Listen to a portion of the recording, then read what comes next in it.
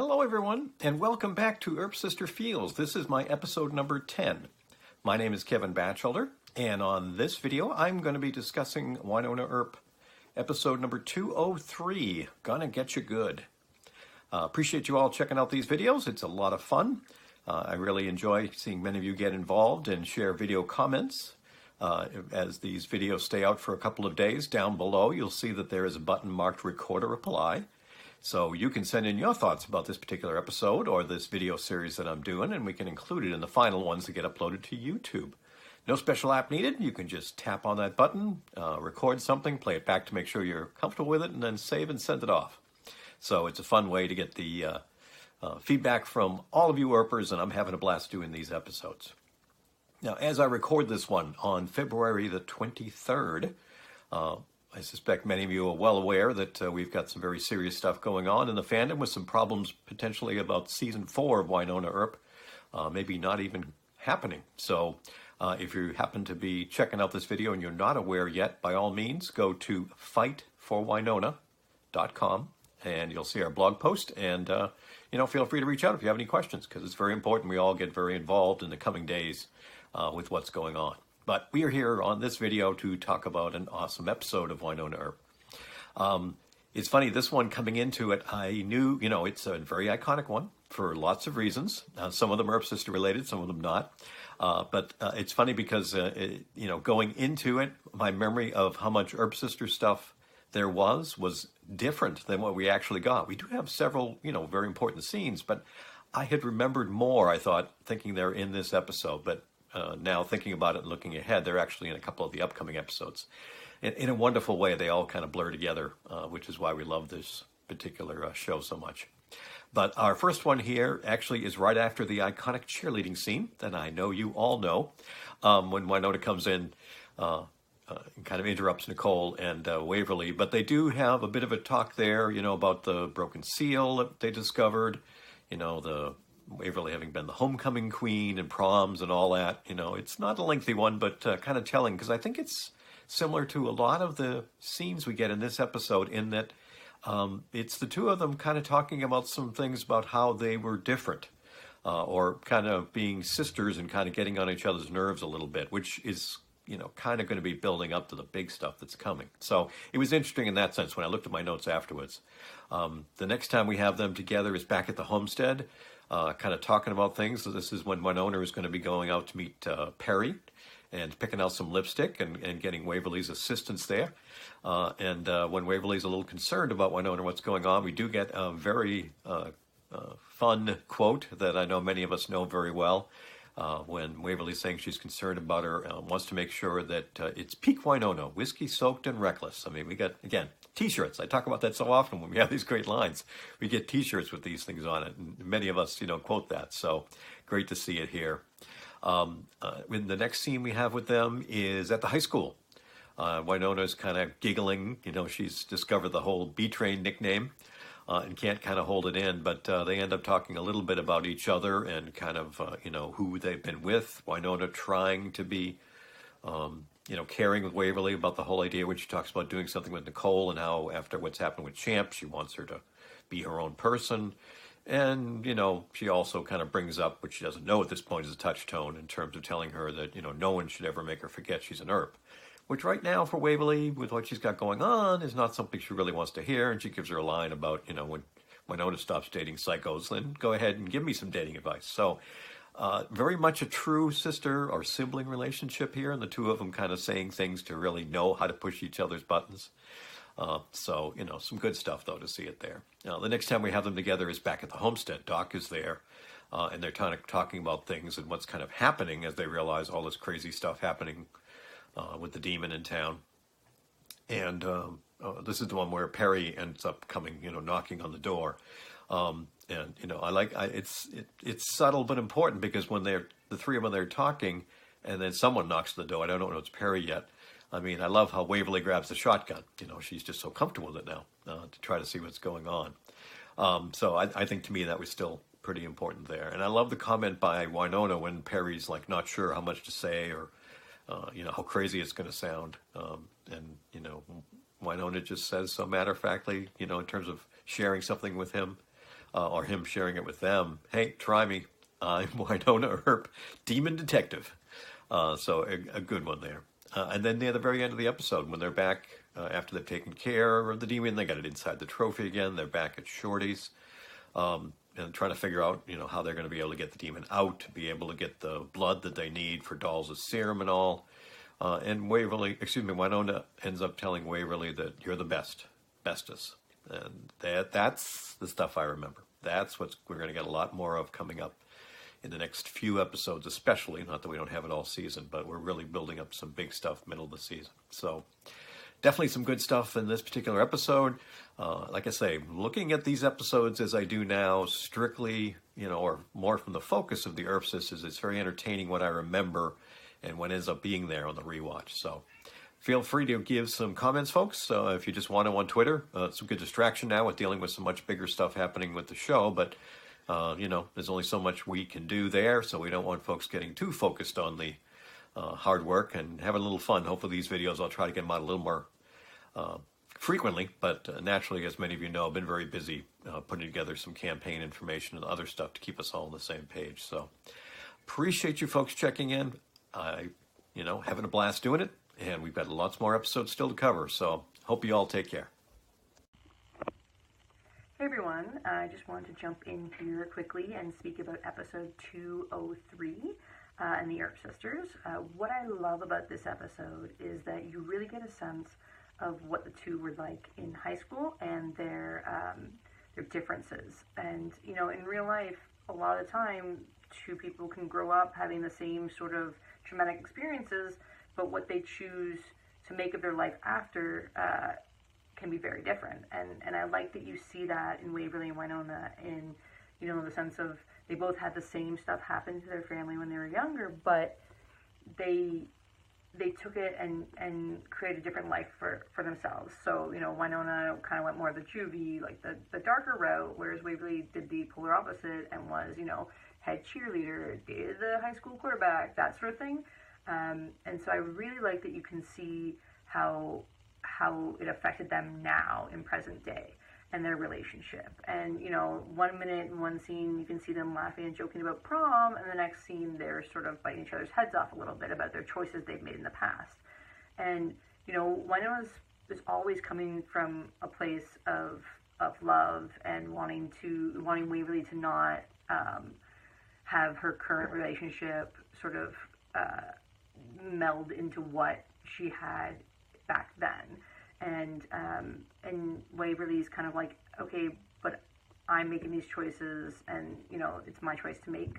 And I really like that sort of dynamic of the two, and it kind of comes full circle at the end with Wynonna saying to Waverly, "You're the best," and kind of just reaffirming that even though we are different and we fight a little bit on how we do things, I'm always gonna, think that you're the best of us, and that's such a pivotal moment in that episode where, all things aside, they are together, and so I really like that. Obviously, like Kevin said, the line of whiskey, soap, and reckless is definitely one of my favorites from this episode, and it just kind of again talks to the difference between the two of them, and I really like that. And the writers really do a good job of making you, see their differences, but yet seeing how it can both work with them together, and they both, end up being better for it. So, anyways, that's my thoughts. All right. Season 2, episode 3, Earp Sister Feels. This is an episode that throughout the entire thing just like pings in the back of my head as like all of these big sister feelings. This is really like, this is the episode that Waverly is the most gooverly without being like, you are possessed by a demon. Everyone can sort of sense that there's something that's not quite right. And throughout the episode, there's a bunch of different, Wynonna sort of starts to catch on, and at first she blames Nicole, mainly because she's been feeling so vulnerable after losing Willa that if something had happened to Waverly, she would be at fault. But if it's something that Waverly is doing to change herself because she's in a relationship, it's totally different. So when Waverly talks about going on patrol with Nicole, Wynonna's face is just completely indifferent. Like, she could not care at all what's being said. And then there's the big conversation outside of the school between her and Waverly, where she just like yearns for Waverly to just sort of like snap into it and be like, you are an independent person. But then you see Waverly's interaction with Nicole, and you know that Nicole is not the one who was like, hey, come hang out while I'm working, because she's like, find a way to entertain yourself. So like, you know, as the viewer, that Waverly is not well. But it's affecting all of her other relationships. So there's all of these sort of little tense moments between Waverly and Wynonna, and then really the biggest Earp Sister Feels scene in this whole episode isn't with Waverly and Wynonna. It's with Wynonna and Nicole, when Nicole confronts Wynonna about the potential that Waverly is not quite herself. And Nicole, you know, sort of asks if Wynonna has noticed this too. And Wynonna, in her big sister way, puts up the wall and becomes very defensive. Again, because of like her own vulnerable issues. But because she has noticed these differences in Waverly. She has seen that Waverly isn't acting quite herself, but she sees it, you know, and Nicole and Wynonna are both seeing it, and they're both seeing it from a very different light, from a very different perspective. Then there's the climax of the whole episode where they defeat Grain Sack Guy. And Wynonna and company come into the sheriff's department, and Wynonna says, where's Waverly? And Nicole says, I thought she was with you. And there's this moment, just a very brief moment, where Wynonna understands that she was wrong. Obviously she doesn't say as much, because that is not the Wynonna Earp thing to do. So in the next scene that you see with Waverly and Wynonna, after everything has sort of been resolved, Wynonna sort of tiptoes around how Waverly is feeling with Nicole, and she says Nicole was really brave, you know, like, are you guys okay? All of that stuff. So it's sort of her not really seeking forgiveness, but really just like understanding in herself that she was wrong and trying to figure out what's going on, because she does still have the wherewithal to understand that there is something wrong with her sister, which is obviously the most important thing. So we go through this sort of whole cycle where now we have the blinders open for what's going to come in 204 and 5. But like the biggest feels part in the whole episode isn't actually when they're together at all, because Waverly isn't herself. So the coming episodes are going to be pretty exciting. I look forward to everything, and of course in the coming days, we will still be fighting for Wynonna and making sure that we can get a season 4. So thank you. Good morning. I am recording this the morning of February 26th, and chaos is still reigning in the fandom, but got to keep the hope up, got to keep the spirit up, got to keep fighting. That's what we Earpers do, is to fight for what we love. So we're going to talk about 203, going to get you good. I'm going to talk about 3 scenes in that I really, that I do think it's pulls out the relationship between the sisters a bit. The first is outside the school when Waverly was going to visit Nicole, and Wynonna wanted her to go chase a lead, and Waverly was like, no, I'm waiting for Nicole to get off of work. And Waverly, or Wynonna, she didn't want Waverly to do that because she wanted Waverly to, be her own person and not be connected with a significant other like she had been with Champ. And, which I thought was very sweet. Always the protective older sister. And I can't blame, even though I love, Way Hot, I can't blame Wynonna for feeling that way. But then, there was something off when Waverly said to Wynonna that when she stops dating psychos, then she can give relationship advice. Because I was like, that doesn't feel like Waverly. And, and Wynonna kind of turned and watched her go with a frown on her face as well. And then the next scene actually is the scene between Wynonna and Nicole in the kitchen, where Nicole asks Wynonna if she'd noticed any changes in Waverly. And Wynonna, once again, ever the protective older sister, is like, oh, F you, is that what you wanted? And defends Waverly, essentially. Like, no, there's nothing wrong with Waverly. If there's something wrong between the two of you, it's with you and not her.